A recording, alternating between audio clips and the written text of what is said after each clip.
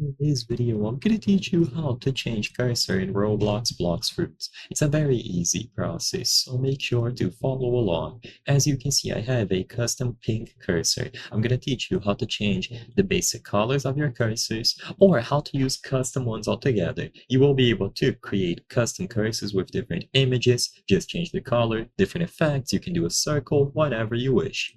So this will work for Blox Fruits, but also any other experience. So even if I leave Blox Fruits, you will notice that I still have the cursor. So it's going to be active all over Roblox.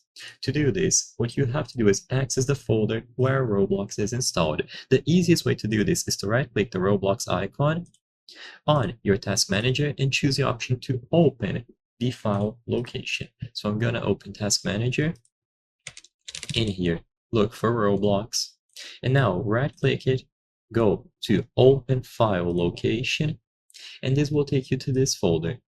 Now, inside of here, go to Content, Textures, Cursors, and then Keyboard Mouse.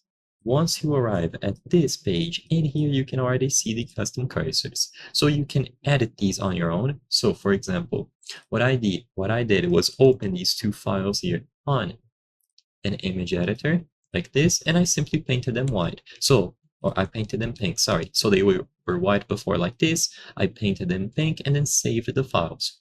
You can do this with any other color that you prefer. You can add things around the cursor. So if you want to add a circle, if you want to delete them altogether and have only a circle, and so on. You can grab images from the internet, paste them here, whatever you want to do.